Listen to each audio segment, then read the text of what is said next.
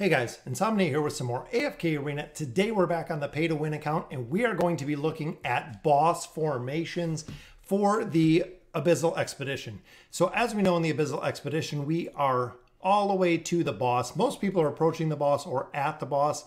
We've already downed the boss once, did a lot of research, a lot of kind of planning on how well we're going to take down this boss, what's going to work. As you can see right now, Albedo and Ainz, the damage between them is substantial. You want to try to keep them even because if you kill one without the other, you are going to see a reduction or an enrage effect that is going to do more damage. So making sure that you're killing those bosses equally. So we're going to go through a couple of the boss formations that we have been seeing that have been working really, really well. When you look at relics themselves, for instance, this is the celerity tree that I've been working on. As you can see, I have celerity heroes in here. They are the best formation that I have. But when you're looking at heroes, the trees that you want to is level 5.2, meaning that level 5.2, meaning you have at least 2 of these relics, primarily Diligence in the celerity tree and Mercy and Malice in the celerity tree as well. 5.2 is the point of when you want to start attacking the boss. If you are lower than 5.2, your damage will be very, very low. You won't hit your caps to go ahead and hit Duke and Prince because your damage will be too low. So essentially, you're going to be burning stamina without doing maximum damage to the boss. So if you don't have those relics, I would recommend waiting. The other one, of course, is the Substance Tree. This tree, you want at least level 5. So 5.2 on your primary tree, whether it is the Might Tree, the Fortitude Tree, the Celerity Tree, the Sorcery Tree, and the Substance Tree. You want to focus primarily one tree, so going Substance all the way to 5, the next tree all the way to 5 as well, having the priority of 5.2 on the main tree. So let's go ahead and run through the formations that we've been seeing the best. And for this, we're actually going to go just into the campaign. I think this is probably going to be the easiest place, or we can actually go into the formations themselves. Let's build a couple formations here, and then we'll take a look at the heroes that are doing very, very well within those formations. So the first one that we look at is the Mage Formation. So the Mage Formation, Saphia is absolutely doing tons and tons of damage with Ainz. So the combination of these two are very, very strong. Ainz, of course, his ultimate ability does a truckload of damage, furthered by the Spectral Disruption or the field that Saphia puts up in the battleground. To complement them, players have been using Rose, Rowan, and the Twins.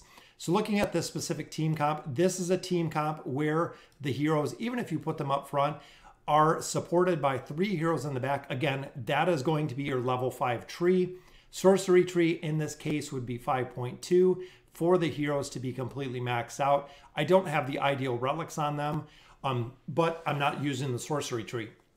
So essentially at this point, if you're attacking the last boss, 5.2 in the sorcery tree, 5 in the substance tree, this will get you 100 million guaranteed plus, depending how strong your heroes are. If they're ascended, higher signature items, of course, are going to do more damage. Another variation to the sorcery tree, again, looking at your 5.2 build, is a lot of players have been using Belinda. Belinda does very, very well with, of course, just the same setup, running with Rose, running with the Twins. The difference here is, of course, just like we see with Riz and Soren Guild's fights, she does really well with Lorzen. So putting Lorzen into this team comp as well as Saurus, that way you do get the 3-2 bonus that you see here. Big difference between here is Rose is going to make Belinda do more damage. Lorzen is going to further Belinda's damage. Of course, the Twins are going to increase it with the haste, so the energy regen on this team is going to be really strong.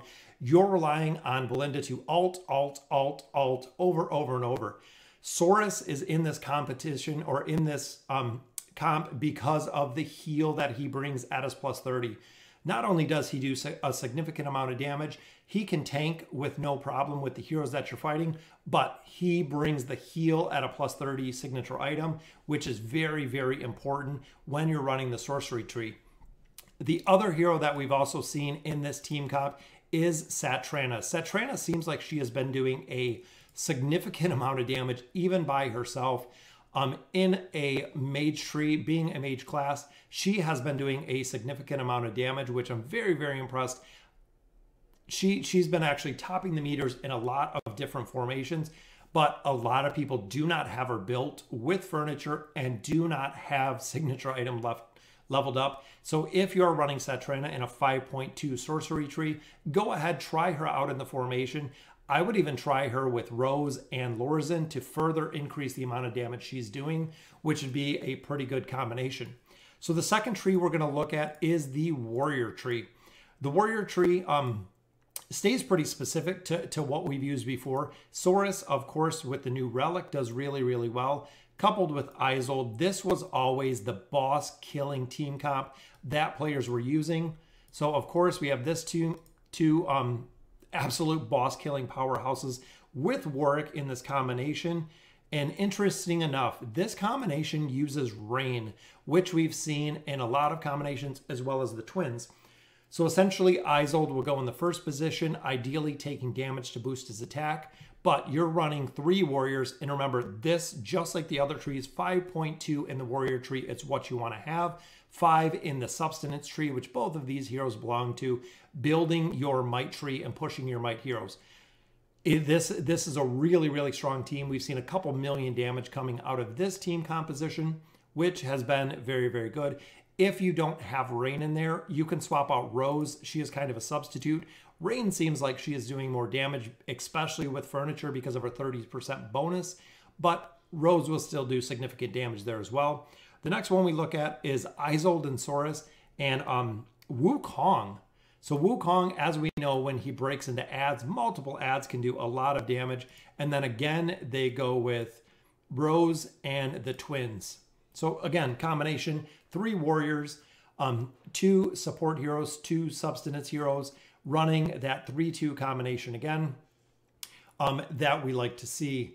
Very, very cool setup. But this is another one for the warrior tree. A lot of players ask, what is the best comps? A lot of it is the heroes you have. So essentially, if we look here and I look at the warrior tree, and for instance, I have Wukong at elite, and I have, let's say, Yukio all the way maxed out, chances are Yukio with his signature item is going to do a significant more damage than a Wukong that doesn't have a signature item.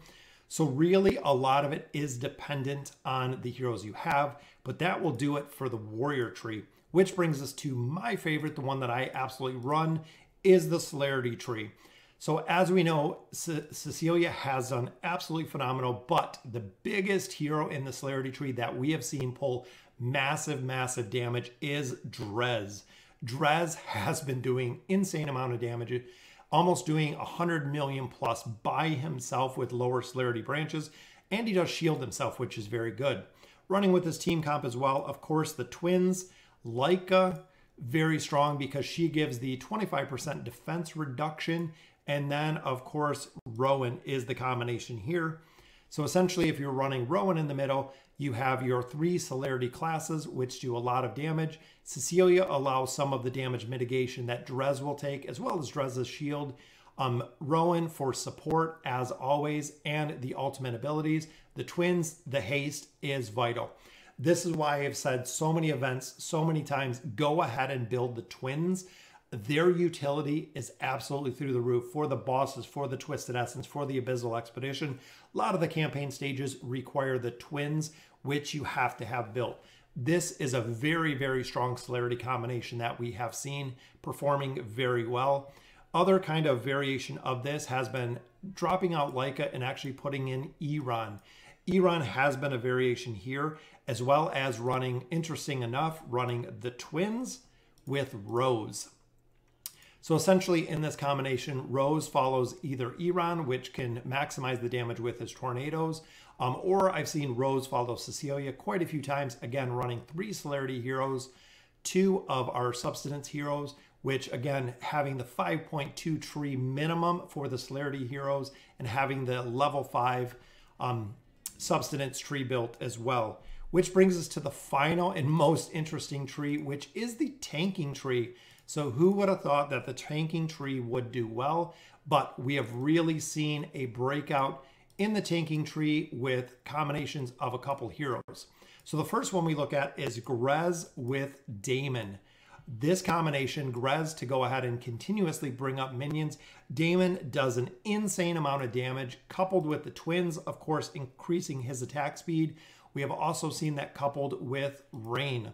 Rain will give him the 30% bonus if you do have the furniture built, as well as, you guessed it, the king of the maulers, Brutus. Brutus does a roar, which can reduce the effective attack rating and also the dodge factor of all of the heroes with the roar. So this has been a very, very interesting combination. Again, running 3 tanks here with 2 substance heroes. So if you went tank tree, 5.2 for the fortitude tree, 5 for the main substance tree to run with this combination. The other one that we've seen out of this formation that is interesting again is, of course, running Grez because of the minions. The minions can run over people very, very easy, but the other combination is Torn. If you have Torn maxed out, especially as plus 30 signature item, very, very strong when it comes to the tank tree, coupled with Daemon, Rose, and then the twins again for the haste boost. So essentially, again, running 3 tanks, Torn will absolutely destroy. If you guys have not seen an end game Torn, meaning having the furniture built, having the signature item built, he is absolutely vital, does a ton of damage. Grez can continue to bring up minions, really locking down a lot of the damage that we're doing as the tanking class. And of course, Daemon. I have not seen a tanking team comp that did not include Daemon, just because he is so powerful. Even looking at the rest of them, Albedo, Arthur, Lucius, Gorvo, not really a priority. Orthos might be one, but I haven't seen very much damage out of him. Inoki, not really. So even looking at the tanking class in general, these are the 3 that you want to stick to. And again, this gives you the 4 bonus when it comes to the faction bonuses of running the Fortitude class. So again, this would be essentially a 5.2 Fortitude tree. So having all the way up to level 5 with 2 relics, 2 of your mythic relics, and then again, the substance tree up to 5, having it essentially at level 5 at that point. Changing up the formation, because remember, at level 5 with the substance tree, the hero above your hero, so essentially if I have a sub-hero at 5, the hero above that substance hero will get a damage reduction and an increase to attack. So actually breaking these up however you want it. So here, Grez will get a boost. I'd probably run it this way. So here, Torn will get a boost. Here, Daemon will get a boost, making it very, very strong. So that is 8 different combinations. Again, depending on the tree you're building.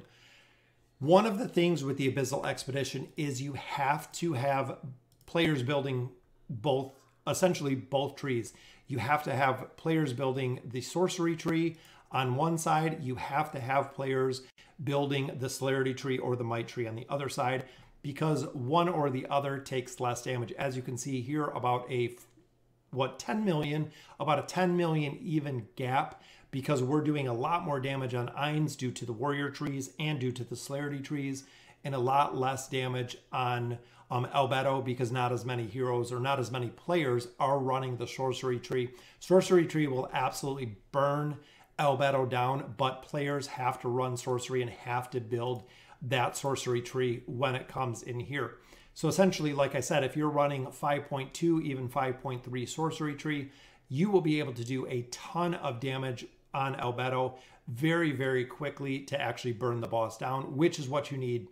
If it's lopsided, you'll see exactly what we're finding out here. 10 million damage gap between them, which is a ton. This is already the second attempt. We're going to kill them for the second time here probably today or tomorrow. So definitely making progression. So as you guys get into the Abyssal Expedition, as you hit the bosses, make sure that you're planning exactly your route. Make sure you're not attacking the final boss until 5.2. Most players, even under 5.2, will not be able to hit the Duke title because simply you don't do enough damage at that point until you start getting relics built. And you don't want to waste stamina when you don't have the relics, because essentially you'll just be throwing away. It is 48 stamina per attack, which is huge, meaning every 12 hours you get one single attack. every 12 hours to go ahead and hit the boss. So make sure that you're saving up your stamina and making sure that you have the relics before you push the boss and really making it effective. So let me know in the comments what you guys think. If there's any team comps that I forgot, definitely feel free to share them in the comments. Anything that we can do to make this Abyssal Expedition a lot more efficient, even in the smaller bosses, the little mini bosses for the gate bosses, making sure that you have your relics kind of maxed out, making sure you're sticking from the beginning to one tree makes it easier to take the cities and the towns as you continue your progression. So again, let me know in the comments what you guys think. And as always, thank you guys for watching.